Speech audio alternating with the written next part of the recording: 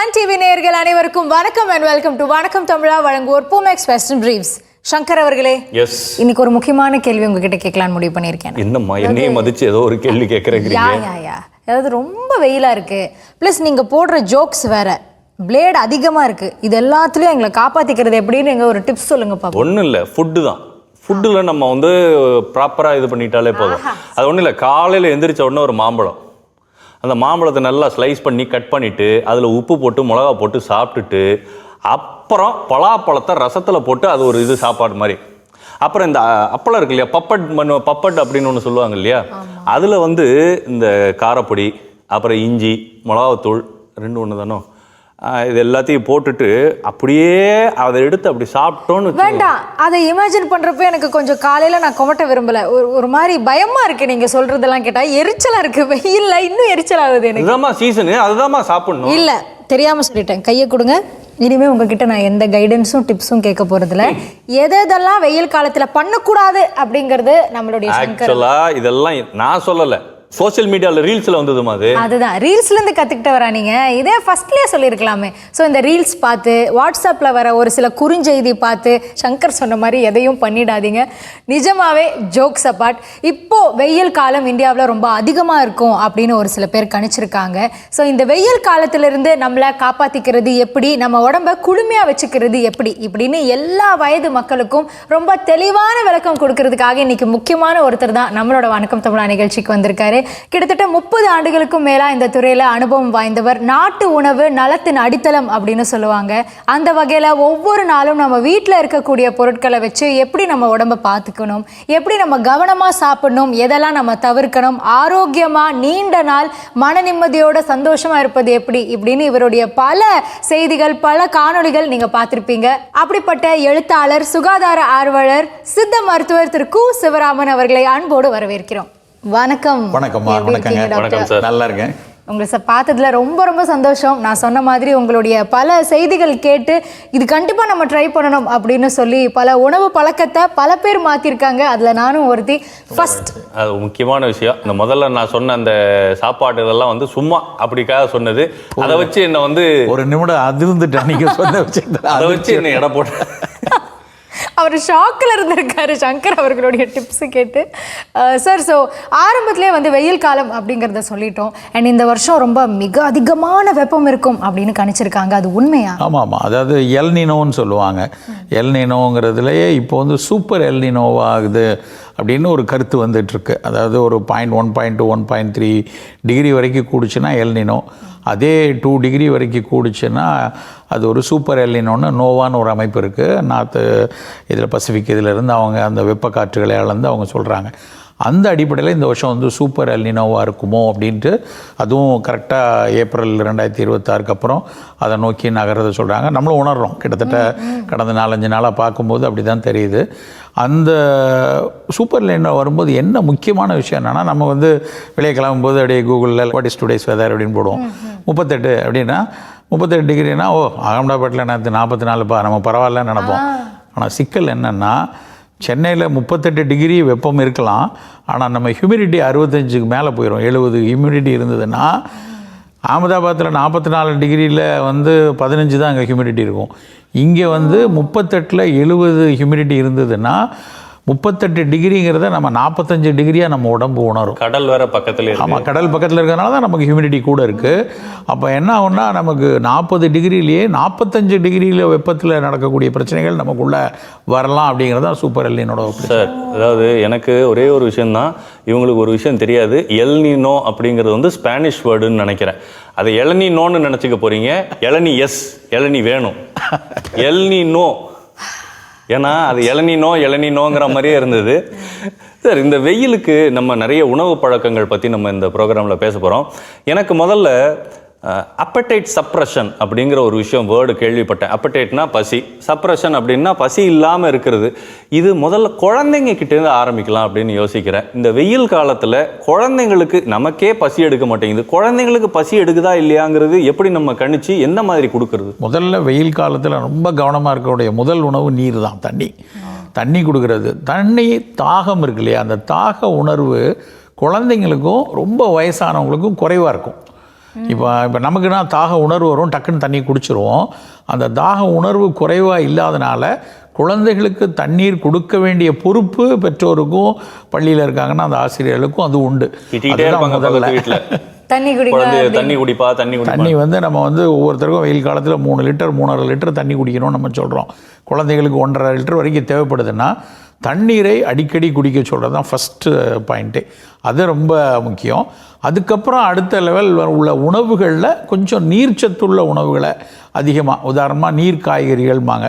இப்போ உதாரணமாக சொரக்காய், வெள்ளை பூசணிக்காய், வெள்ளரிக்காய், புடலங்காய், எதெல்லாம் வாட்டர் பாண்டடாக இருக்கோ அந்த காய்கறிகளை இந்த சமயத்தில் கூட்டாக செஞ்சு, அது கூட்டாவோ வீட்டில் வந்து ஒரு கறியாவோ இல்லை அதே இதை சாராவோ எடுத்துக்கொள்ளக்கூடிய ஒரு பழக்கத்தை இந்த சமயத்தில் நம்ம வச்சுக்கணும். சார், இப்போ தண்ணி குடிக்கணும்னு நீங்கள் ஒரு 3லேருந்து 3.5 லிட்டர் சொன்னீங்க. இந்த 3.5 லிட்டரில் 3 லிட்டர் தண்ணியாக குடிச்சிட்டு ஒரு 1/2 லிட்டருக்கு இளநீ ஜூஸ் அந்த மாதிரின்னா அது தண்ணி கொடுக்கலாம், தாராளமாக குடிக்கலாம். அது நீர் ஆகாரம்னா அதுவும் இதில் வந்து. ஆமாம், தண்ணீர் உள்ள உணவுகள் ஒரு பங்கு வச்சுக்கோங்க.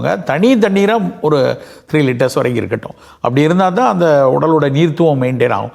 அதே சமயத்தில் இன்னொன்று, ஒரே நேரத்தில் 1.5 லிட்டர் தண்ணி குடிக்கிறேன், காலையில் இருந்து சொன்னேன் பல் துளக்கணுன்னே கடன்னு 1.5 லிட்டர் குடிப்பேன்னு சொல்லுவாங்க. அது அவ்வளோ நல்லது இல்லை. இந்த நேரத்தில் எனக்கு ஒரே டவுட்டு, தண்ணி இப்போ ஒரு 4 லிட்டர் தண்ணி ஒரு நாளைக்கு 4-4.5 குடிச்சிட்டோன்னு வச்சுக்கோங்க, வெளியில் போயிட்டோன்னு, அது நம்மளுக்கு ஏதாவது பாதிப்பு ஏற்படும்? நிச்சயமாக வராது. 4 லிட்டர்லாம் எந்த பாதிப்பும் வராது. உங்களுக்கு நீங்கள் ஒருவேளை சிறுநீரக நோயாளியாக இருந்தால், சிறுநீரகம் செயலிழப்பு இருக்கிறவங்கன்னா மருத்துவர் சொல்லுவார், நீ 1.5 லிட்டர் தான் எடுக்கணும், 2 லிட்டர் தான் எடுக்கணும். அவங்களுக்கு இப்போ ஒரு சேலஞ்சிங் பீரியடு, வெளியே வெயில் இருக்கும், தாகம் இருக்கும். அப்போ நம்ம நல்லா வாய் வச்சு மெதுவாக ஈரத்துவத்தை உதட்டில் நாக்கில் ஏற்படுத்தி மெல்ல மெல்ல பருகி அவங்க மருத்துவர் சொன்ன அளவு எடுத்துக்கணும். 1 லிட்டரோ 1.5 லிட்டர் எடுத்து. மற்றபடி எல்லாரும் 3 லிட்டர் வரைக்கும் தண்ணீர் எடுக்கிறது தான் மிகச்சிறப்பு, சரியான விஷயம். நிச்சயமா. அண்ட் சார், அதே மாதிரி இப்போ இந்த வெயில் காலத்தில் நிறையா சாப்பிடணும்னு தோணல. சங்கர் அவர்கள் சொன்ன மாதிரி இந்த அப்பிடைட் சப்ரஷன்லேயே ஏதாவது நீர் ஆகாரமாக எடுத்துக்கணும், ஜூஸ் குடிக்கணும் அப்படின்னு தோணுது. இது எதனால்? ஒரு விஷயம், முதல்ல நம்ம பொதுவாகவே தண்ணீர் நிறைய குடிச்சிருவோம். வெயில் நேரத்தில் தண்ணீர் நிறைய குடிக்கும்போது நம்மளுடைய அமிலத்தன்மை கொஞ்சம் டைல்யூட் ஆகிறதுனால அந்த நமக்கு முதல்ல அப்பிடைட்டை உண்டாக்குறது பசி உணர்வு. நம்ம உடம்புக்கு கலோரி தேவை வருது. அந்த கலோரி தேவை வந்த உடனே ஒரு உடம்புல உள்ள மெக்கானிசத்தில் அமிலம் லேசாக சுரந்து பசியை உண்டாக்கும். சித்த மருத்துவத்தில் நாங்கள் பித்தம் கூடி அந்த பசி தீ வருது அப்படின்னு சொல்லுவோம். நவீன மருத்துவத்தில் அந்த ஆக்சிட் வந்து லேசாக செக்ரிட் ஆகும். நீங்கள் தண்ணி குடிச்சிக்கிட்டே இருந்தீங்கன்னா கொஞ்சம் அது டைல்யூட்டட் ஆகிரும் இல்லையா. HClங்கிற அந்த ஹைட்ரோக்ளோரிக் ஆசிட் வந்து டைல்யூட் ஆகும்போது அந்த ஒரு உணர்வு சற்று குறையும். ஆனால் ஒரு சோர்வு தெரியும் நம்மளால். நமக்கு வந்து ஒரு சோர்வு இருக்கும். அந்த சோர்வை உணர்ந்து நம்ம சரியான உணவை எடுத்துக்கணும் அப்படிங்கிற ஒரு புரிதலை நம்ம வச்சுக்கணும். பசிக்கலை அப்படிங்கிறதுக்காக கடுமையாக சோர்ந்து போய் சாப்பிடாமல் இருந்தோம்னா கண்டிப்பாக நியூட்ரிஷனல் டெஃபிஷியன்சிக்குள்ளே போகும். நியூட்ரிஷனல் டெஃபிஷியன்சி வந்தது அப்படின்னா அப்புறம் அதுக்குரிய விளைவுகள் ஒன்று ஒன்றா வர ஆரம்பிச்சிடும். நீங்கள் வெயில் காலத்தில் அதாவது ஜீரணத்துக்கு ரொம்ப வலிமை தரக்கூடிய அளவுள்ள உணவுகளை நிறைய எடுக்க வேண்டாம். எளிய உணவாக எடுக்கணும். சாப்பாட்டில் வந்து நம்ம ஒரு சாதாரண எடுத்த இட்லி, இடியாப்பம், அந்த மாதிரி ஆவியில் வெந்த அரிசி உணவுகள் முதல் தேர்வாக வச்சுக்கலாம். நீர் காய்கறிகள், சொரக்காய், பூசணிக்காய், அந்த மாதிரி நீர் காய்கறிகள் வச்சுக்கலாம். புலால் உணவுன்னு எடுத்தோம்னா மீன்களை ஃபஸ்ட் சாய்ஸாக வச்சுக்கலாம். எளிதாக ஜீரணிக்கணும் அப்படிங்கிற அடிப்படையில் உணவை தேர்ந்தெடுக்கணும். ரொம்ப எண்ணெயில் வதக்கி பொரித்து, முதல்ல அவர் பேசும்போது ஒன்று சொன்னார், சார் அப்பளம், அது மேலே மிளகாவத்தல், அது மேலே இது, அது காமெடிக்காக சொன்னது அந்த மாதிரி. அதாவது ருசி வந்து பசிக்கு மேலே போய் உட்கார்ந்துக்கிட்டு இதெல்லாம் நல்லது, இது இந்த இன்ஃப்ளூயன்சர் சொல்லியிருக்காரு, இது இந்த கடையில் கிடைக்கும் அப்படின்னு போய் இந்த நேரத்தில் காரமாக சாப்பிட்றத நாங்கள் வந்து என்ன சொல்லுவோம்னா, அதுவும் ஜோக்குக்கு சொல்லுவோம், சோசேசுன்னு ஒரு சின்ன அப்ரிவேஷன் தமிழில் இருக்குது. சொந்த செலவில் சூனியம் வைக்கிறது. சார், ஆனால் அவர் சொன்னதில் எனக்கு ஒரு விஷயம் புரிஞ்சுது. இப்போ நீர் காய்கறிகள்ங்கிற மாதிரி இப்போ மீனும் நீர் உணவு தான். நீரில் வாழக்கூடிய உணவு, நீர்த்துவம் கொஞ்சம். சார், அவர்கிட்ட நீங்க இன்னும் ஒரு 10 மினிட்ஸ் பேசுனீங்கன்னா அவ்வளவுதான், எந்திரிச்சு கிளம்பிடுவீங்க. இல்ல சார், நல்ல கொஸ்டின்லாம் வச்சிருக்கிறேன் சார். இந்த வெயிலுக்கு என்னதான் வேணான்னு சொன்னாலும் நம்ம கூட இருக்கிறவனுங்கெல்லாம் வந்து வாப்பா போய் டீ காஃபி சாப்பிட்டு வரலாம் அப்படின்னு சொல்லி கூப்பிட்டு போறாங்க.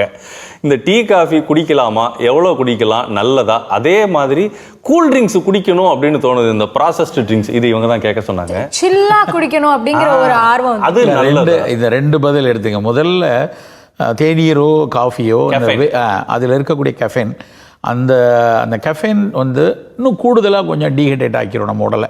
ஸோ அதனால் ஒரு கப்போ 2 கப்போ எடுக்கிறதுல பெரிய பிரச்சனை இல்லை. ஒரு கப்பு 3 நாள் 1 கப்புங்கிறது அமெரிக்கன் கப்பு இல்லை, நம்ம கடையில் கொடுக்கக்கூடிய சின்ன அந்த தேநீர் வந்து சிறிய கோலையில் கீழே முன்னாடி இருக்கிற கோலைக்கு சின்னது இருக்கு இல்லையா, அந்த அளவுக்கு நம்ம வந்து ஒரு தேநீர் எடுத்துக்கொள்வதிலையோ இல்லைன்னா ஒரு காஃபி சாப்பிட்றதுலையோ பெரிய பிரச்சனை இல்லை. பட் நம்ம தேர்வு என்னவாக இருக்கணும்னா, வெயிலோடு விளையாடக்கூடிய நாளில் நம்மளுடைய தேர்வு வந்து உடலை குளிர்ப்பிக்கக்கூடிய பானங்கள்னு ஒரு லிஸ்ட் இருக்குது. அது முதல்ல நீங்கள் பேசும்போது சொன்னீங்களா, ஒரு நீர் ஆகாரம் ஆகச்சிறந்தது. ஏன்னா முந்தின நாள் சாதம் கொஞ்சம் போல் எடுத்து தண்ணி ஊற்றி வச்சுட்டு அதை நல்லா கரைச்சி கொஞ்சம் மோர் விட்டு இந்த வெயில் காலத்தில் முதல் உணவாக காலையில் குடித்தோன்னு வைங்களேன், அது உங்களை மட்டும் குளிர்ப்பிக்காது, உங்கள் குடலுக்குள்ளே இருக்கக்கூடிய கோடானு கோடி நுண்ணுயிரிகளை அது வந்து குளிர்ப்பித்து அதுக்கு அது ஒரு ப்ரோபயாட்டிக், அது ஒரு ப்ரோபயாட்டிக் ட்ரிங்க்குன்னு. இப்போ சமீபத்தில் பார்த்தீங்கன்னா ஒரு 6 மாதம் முன்னாடி பழைய சோறு கண்காட்சினே ஒன்று நடத்துகிறாங்க. அது வந்து ஒன்லி இந்த சாதத்தில் தண்ணி ஊற்றி வச்சு அதை காலையில் குடித்தா எவ்வளவு குடலுக்கு நல்லது செய்கிற பாக்டீரியா கொடுக்கு, அந்த ப்ரோபயாட்டிக் உன் பிரெயின் வரைக்கும் எந்த அளவுக்கு வேலை செய்யலாம் இன்றைக்கி பயங்கர ஆராய்ச்சி. கூடவே சின்ன வெங்காயமும் அப்படியே அந்த மிளகாயும் கடிச்சு, சின்ன வெங்காயம் போடுங்க, மிளகா தேவையில்லை. மோரில் கூட இப்போ நீங்கள் மோர் குடிக்கிறாங்க சார், மோரில் பல பேர் மிளகாயை அரைச்சி போடுறாங்க, அது ஒரு டேஸ்ட் வேணும், தேவையே இல்லை. இஞ்சி மிளகா பெருங்காயம், நீங்கள் ஒரு துளி இஞ்சி போட்டுக்கலாம், ஈவன் பெருங்காயம் ஒரு பிஞ்சு போட்டால் கூட தப்பு இல்லை.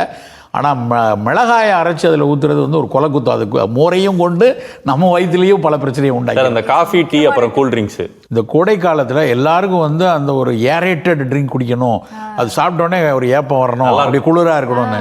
உண்மையிலேயே அந்த கார்பனேட்டட் வாட்டரை உள்ளே குடிக்கும்போது வேகமாக அடடா இது வயிறை தொந்தரவு பண்ணுவேன்னு உடல் வெளியே தள்ளுது. அதை இவன் அதை என்னமோ ஏப்பம் வருது அப்படின்னு நினச்சி அது நல்லதுன்னு குடிக்கிறது, நிச்சயமாக அது தவறு. இன்றைக்கி பல ஆய்வுகள் பல காலமாக நடந்து நீங்கள் தொடர்ச்சியாக இந்த மாதிரியான குளிர்பானங்கள் எடுக்கும்போது, ஏரேட்டட் குளிர்பானங்கள் எடுக்கும்போது அது எலும்பில் இருக்க சுண்ணாம்பு தன்மையை குறைக்குது. நிறைய எடுக்கிறதுனால இதய நோய்கள் வருதுன்னா ரொம்ப ரொம்ப அறிவியல் ஆய்வுகள் எவ்வளோ குடித்தா எவ்வளோ வருங்கிறதெல்லாம் கிளியர் கட்டாக கொடுத்துருக்காங்க.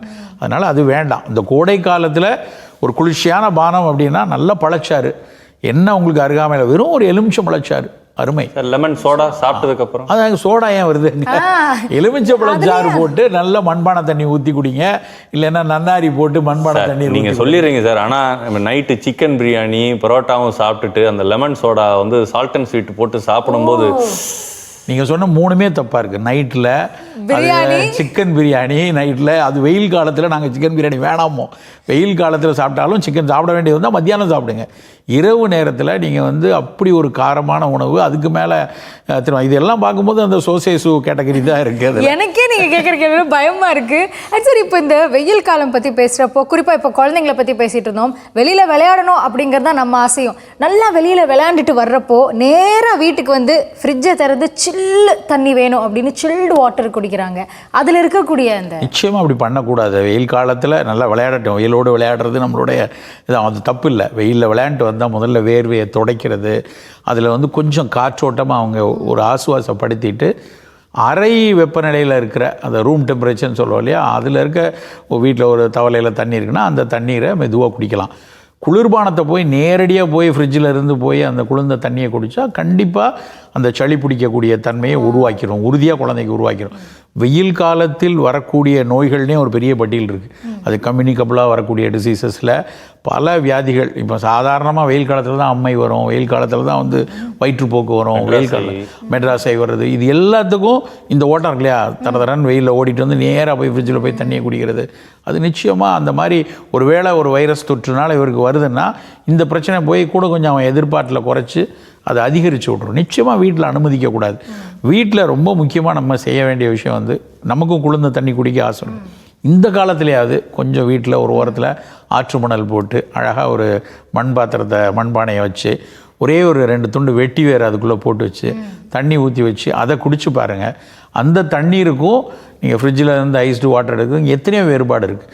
வீட்டில் வெயில் காலத்தில் அந்த சூட்டை குறைக்கிறதுக்கு அந்த மண்பானை தண்ணீரில் வெட்டிவேர் போட்டு குடிக்கிறது ஆகச்சிறந்த விஷயம். வெட்டி வேறுங்கிறது நீங்கள் சொன்னது, இது மாதிரி வேறு ஏதாவது இருக்கா அதில்? வெட்டிவேர் தான் அது வெண்பானையில் போட்டு குடிக்கிறது வெட்டிவேர். சில பேர் நன்னாரி போடுவாங்க, பதிமுகம் போட்டு குடிப்பாங்க. கேரளால எல்லாம் பதிமுகம் போட்டு தண்ணி. இதெல்லாம் வந்து அந்த மண்பானையில் தான் இருக்கணுமா, இல்லை இப்போ பாத்திரத்திலேயே தண்ணியில் இதெல்லாம் போட்டு? மண்பானை தண்ணீரை எடுத்து தனியாக நீங்கள் போட்டுக்கலாம். ஆனால் வெட்டிவேரை மண்பானைக்குள்ளேயே போட்டு வச்சிருக்கலாம்.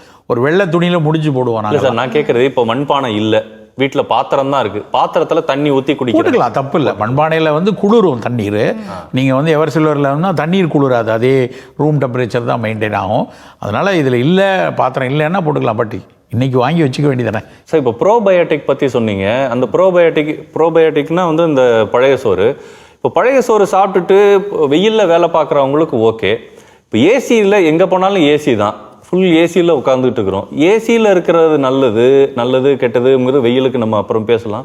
இப்போ ஏசியில் தான் நம்ம உட்காந்துட்டு இருக்கிறோம். ஏசியில் உட்கார்றவங்க காலையில் இந்த பழைய சோறு சாப்பிட்டு வரலாமா? அது நல்லா தாராளமாக சாப்பிடலாம்.